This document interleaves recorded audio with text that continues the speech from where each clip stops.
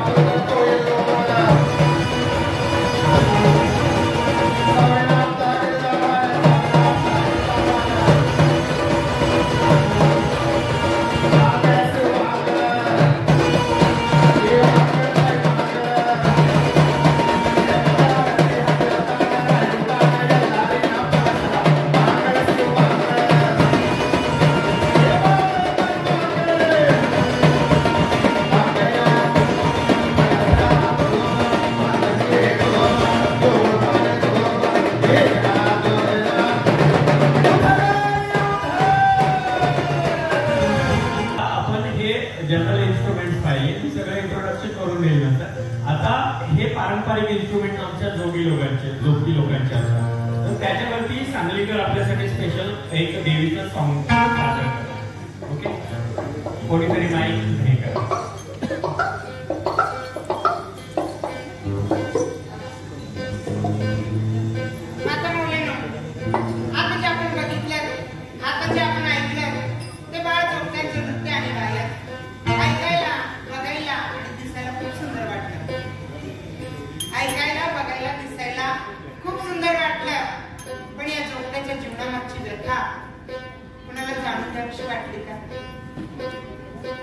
आमचं जीवन दिसायला खूप सुंदर आहे, खूप रंगबिरंगी आहे, पण त्या जीवनामध्ये जो त्रास आहे त्या बाळ झोपलेला हे आयुष्य जगायला, अंगावरती साडी घेऊन जगायला, देवीची सेवा करायला, आई जगदंबेची भक्ती करायला जो काही त्रास होतो, समाजातून ज्या काही त्याची अवहेलना केली जाते, अशा बाळ झोपल्याची व्यथा स्वर्गीय बळीराम पुजारी यांनी आपल्या शब्दातून मांडली होती.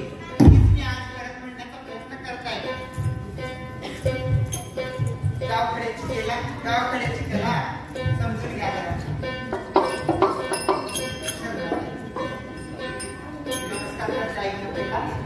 सगळ्यांना करणार हे झालं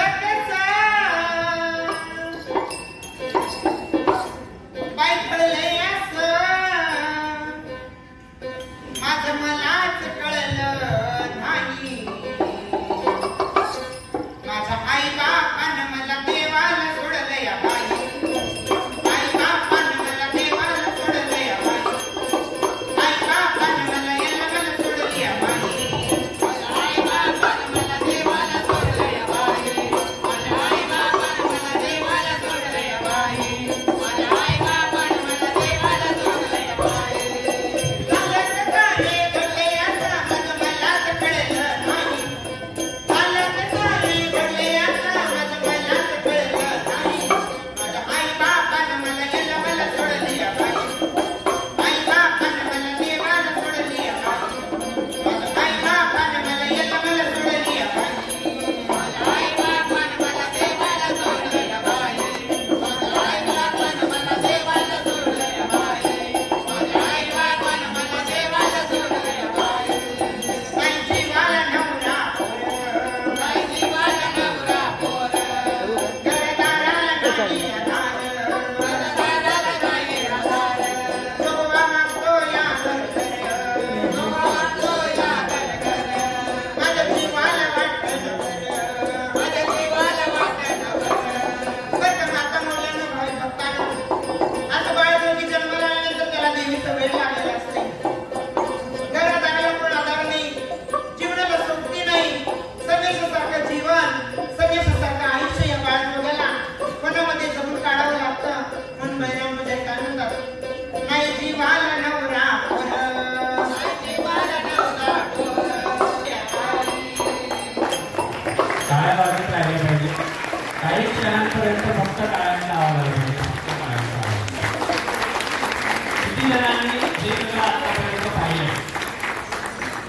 युवाला एज्युकेटेड पुण्याला पाहिजे पहिल्यांदा पाहिजे आणि इकडे कुठे पाहिजे का फर्स्ट टाइम.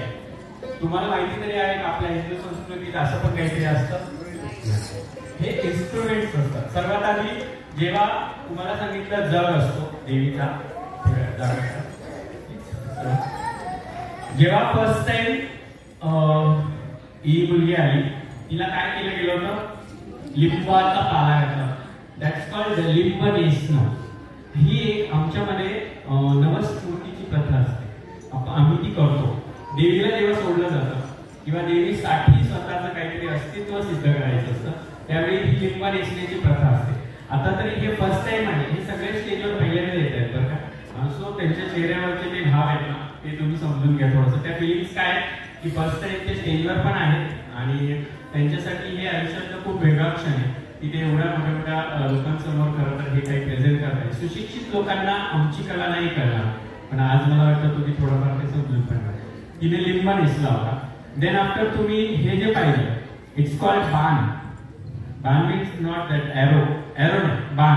बाण हा देवीचा बाण लाटला जातो जेव्हा देवीची बाळपरणी घेतली जाते त्यानंतर. आणि हे पण आम्ही एक आमचं प्रतीक समजतो. डान्स करण्यासाठी आम्ही हे वापरतो. म्हणजे या बाणबद्दल खूप काही बोलण्यासारखं. पण नेक्स्ट वर्षी प्रत्येक गोष्टीची एक एक एक एक वेगळी कहाणी ठेवणार आहे रस्ती कहाणी. देन आफ्टर तुम्ही हे पाहिलं असेल इट्स कॉल्ड चौरी. हे देवीला वारा घालण्यासाठी वापरलं जातं आणि याची खासियत अशी असते की ही आपोआप दरवर्षी वाढत जाते. म्हणजे याचे हे हेअर्स आहेत ना हे इतके शक्तिशाली असतात की जशी जशी देवीला हवा घालतात तसं तसं ते वाढत जातं. आणि ही रियालिटी आहे बरं का, नाही अंधश्रद्धा नाही, ही रियालिटी आहे. त्यानंतर तुम्ही यांना ते डोक्यावर जग घेऊन पाहिलं की जग मिरवण्याची प्रथा असते. यांना सगळ्यांना जोकी म्हटलं जातं. हे हातामध्ये जे इन्स्ट्रुमेंट आहे हे जे वाजलं ही एक इन्स्ट्रुमेंट आहे पारंपरिक. आणि ही इन्स्ट्रुमेंट आधीपासून सुती चौंटक ह्या ज्या दोन्ही इन्स्ट्रुमेंट्स आहेत त्या पारंपरिक वाजवल्या जातात. आणि हे सगळेजण जे आहेत हे देवदासी प्रथेतून येतात. आता देवदासी प्रथा केव्हाच बंद झाली पण तरी सुद्धा त्यांनी गाण्यातून हे सांगितलं की मला आई बापाला देवाला सोडली पाहिजे. तुम्हाला हे सगळं नवीन होतं. तुम्ही सगळ्यांना पहिल्यांदा पाहिलं आणि स्पेशली रसिकामुळे आम्हाला हे सगळं इथे काही प्रेझेंट करता आले. आणि हे सगळे म्हणजे माझ्यासाठी आता हे जे देवीच्या समोर उभे ना या सगळ्या माझ्यासाठी रेणुका आहेत. ह्या सगळ्या माझ्यासाठी देवी. खरंच मी यांच्या सगळ्यांनी मी यांची मोठी असेल लहान असेल आय डोंट नो बट तरी मी यांच्या सगळ्यांच्या पायावर डोकं ठेवून 100 वेळा नतमस्तक झाली पाहिजे की यांच्यात ते आहेत जे तुमच्या मनामध्ये नाही. आणि ह्या म्हणून स्पेशल आहे. आम्ही उगाच स्वतःला स्पेशल नाही म्हणत. मला सांगा छक्का गोड मामू हे सगळं म्हणतात तुम्ही. या सगळ्या गोष्टींमधून चिडवतात तुम्ही. थोड्या वेळापूर्वी मॅमने सांगितलं की मी एक वेगळा तमाशा असतो मीन्स ट्रेलर असतो सिग्नलवाला. हम लोग उनसे अलग है की नहीं. और यही हमारी खासियत है की सगळे मी साडी नेसली म्हणून तुम्ही मला हिजडा म्हणणार आणि म्हणून तुम्ही मला तमाशा करणारी म्हणणार. हे रॉंग आहे. ही मनातली जी तुमच्या भावना आहे ना ही काढून टाका. मला सांगा यातल्या किती जणी आहेत हे मला कोण म्हणेल हिजडा, कोण म्हणेल ही किन्नर आहे, कोण म्हणेल चांगला चांगला माणूस वळून वळून तिच्याकडे बघेल अशी दिसतं असं जगत नाही ते रूप दिलंय तिला. आणि ते वेगळेपणे विचारतात. तिच्या डोक्यावरचा पदर खाली सरकत नाही. तिचे कधीच असं थोडंसं बाजूला होत नाही कारण आम्ही तो खानदानीपणा जपतो. आमची आई आम्हाला शिकवते आणि आम्ही तो खानदानीपणा जपतो. आमच्यामध्ये ह्या माझ्या वहिनी आहे. या वहिनी लोक आहेत माझ्या. ही माझी आई आहे. मी यांच्या घरातली मुलगी आहे. ननंद आहे मी यांची सगळ्यांची. या वहिनी लोक आहेत माझ्या. मग भाऊ वहिनी यांना मला भाऊ नाही आहेत बरं का पण तरी या माझ्या वहिनी आहेत. कारण या ज्या आईच्या घरामध्ये नांदतात त्यांच्या सुना आहेत आणि मी ज्या आईच्या घरात लाडाने जाऊन खेळते मी त्या घरची लेक आहे. तर हे सगळं आमच्याकडे असतं. नातेसंबंध फक्त तुमच्यात नाही तुमच्यामध्येच नाही आमच्यामध्ये पण लवर्स आहेत बरं का. पण कशाचे लवर्स आहेत माहिती का? भंडाऱ्याचे लवर्स आहेत. हा जो पिवळा भंडारा उधळला ना या भंडाऱ्याचे लवर्स आहेत. आमच्यामध्ये पण खूप अशा गोष्टी आहेत की ज्या आम्हाला तुमच्या सगळ्यांसमोर दाखवायच्या असतात. पण ही खंत म्हणजे मी एज्युकेटेड आहे म्हणून मी ही खंत तुमच्या समोर करत बोलून दाखवते की रसिका आमच्या आयुष्यामध्ये हा क्षण तुझ्यामुळे आम्हाला आम्ही कधी हे सगळं काही अरे एवढे मोठे मोठे लोक आमच्या माणसांसाठी गेलेली आम्ही खूप तमाशे करतो आम्ही खूप कार्यक्रम करतो पण हे असं रोटरी क्लब काय हे माहित नाही आमच्यापैकी आजच्या लोकांना अजूनपर्यंत we don't know what is rotary club काही माहित नाही त्यांना अजूनपर्यंत त्यांच्यामध्ये रोटरी क्लब ह्या शब्दाचा अर्थच जर माहित नाहीये तर त्या लोकांच्या या कलेला तुम्ही लोक कधी समजून घेणार त्यांना कधी हे स्टेज मिळणार तुमच्या सगळ्यांचे खरंच रसिकांसाठी आभार झाले पाहिजे रसिकांसाठी तुम्ही सगळ्यांनी केलं पाहिजे रसिका मी मनापासून तुझं कौतुक नाही करत मी तुझ्याबद्दल चांगलं बोलत नाही पण हे जे आज आम्हाला सादर करायला मिळालं ना ही आमची लाईफ आणि आमची लाईफ प्रेझेंट करण्याची संधी दिलेली आहे आणि ही आमची सगळ्यांच्या डोळ्यातले जे अश्रू आहेत ना ही आमची लाईफ आहे तुम्ही फक्त आम्हाला सिग्नलवर भीक मागताना बघता आणि आमची इज्जत उतरवता आम्ही तसे नाही आमच्यामध्ये पण वेगळे पण आमच्यामध्ये पण खानदानी पण आहे मी एवढ्या वेळा तुमच्या समोर मी माझ्या खांद्यावरचा पदर सरकला आणि मी घरी पण अशी नीते पण अशी हे आमच्या आईने आम्हाला शिकवले या आईने या रूपामध्ये येऊन आमच्यासाठी केलं तुम्ही फक्त आम्ही थोडस वेगळं दिसलो स्टेजवर तुम्ही बाहेर बघतात आम्हाला 10 रुपयासाठी भीक मागतो पण आम्ही पोटासाठी भीक मागतो तुम्ही आम्हाला जॉब द्या आम्ही भीक नाही मागणार तुम्ही आमच्यासाठी शिक्षण देवा आम्ही तेच करणार तुम्ही म्हणता ना आम्ही ट्रान्सजेंडरसाठी खूप काही करतो आम्ही ट्रान्सजेंडरचं काही नाही करत तुम्ही फक्त बोलून दाखवता तुमचं फक्त बोलण्याचं तोंड चालतं तुम्ही आमच्यासाठी करत नाही आणि परत या पोरीला बाकी विचार काय तो जगदंबेचा आशीर्वाद आज बरसला असेल हिच्या रूपात आम्हाला जगदंबा भेटली नाही तिच्यामुळे आम्हाला हे सगळं बघायला मिळालं आमच्या माणसांना हे प्रेझेंट करायला मिळालं आमच्या माणसांना हे तुम्हाला दाखवता आले पुढे भविष्यामध्ये दाखवा सगळे जरी सारखे नसतात ही डोक्यामध्ये फिट्ट करून घेऊन जा आता तुम्हाला कळकळीने विनंती करते की आमच्यामध्ये पण प्रथा असतात आमच्यामध्ये पण परंपरा असतात आम्ही हिंदू सनातन धर्माचे प्रत्येक सणवार साजरे करतो आम्ही फक्त तमाशा नाही करतो पण तुम्ही जर मला हिजडा म्हटले ना तर मी पलटून तुम्हाला शिवीत देणार आणि हा तुमचा अधिकार आहे पण मला माणूस म्हणून जगवण्याचा अधिकार तुम्ही मला दिला नाही म्हणून मला तुम्हाला शिवी द्यावी लागते आणि तुम्ही मला हिजडा म्हणताना ती काय माझ्या इज्जतीची शिवी नाही हिजडा ही आमच्यासाठी शिवी म्हणून तुम्ही काय म्हणता क्या रे हिजडे सांगा समोरच्या माणसाला किती ऑकवर्ड वाटत असेल का आम्ही इतके वाईट आहे का काय वाईटपणा वाटतो तुम्हाला यांच्या चेहऱ्यावर काय वेगळं अरे आम्ही देवाचे भक्त आहोत आणि आमच्यामध्ये पण एक वेगळी कॅटेगरी आहे फक्त भीक मागणे किंवा फक्त टाळ्या वाजवून तुमच्या समोर हे करणे हेच एक कल्चर नाही आमच्यामध्ये तुम्ही आम्हाला काहीच करू दिलं नाही म्हणून आम्ही टाळ्या वाजवतो पण तुम्हाला एक गोष्ट आज प्रकर्षाने सांगते रसिका आज तू लोकांना दाखवून दिलं की फक्त आम्ही टाळ्या नाही वाजवत आमच्यासाठी पण टाळ्या वाजवल्या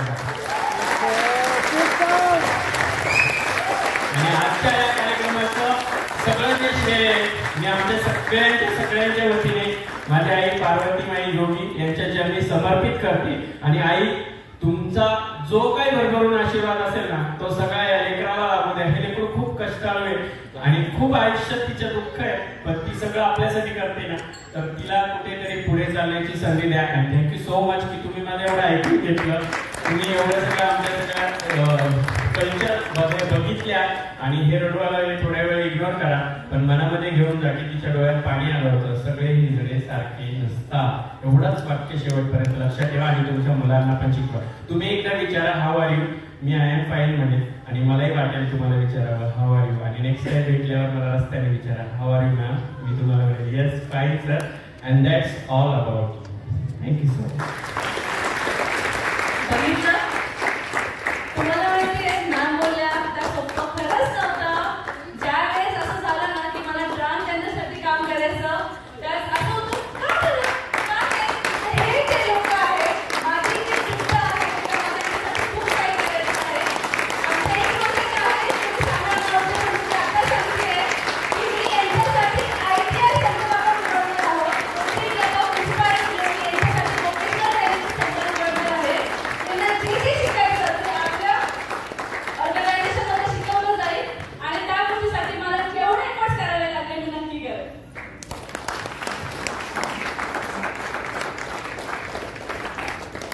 हे आशीर्वाद खूप आहेत माझ्या पाठीशी, ते तुमच्या पाठीशी पण असतील.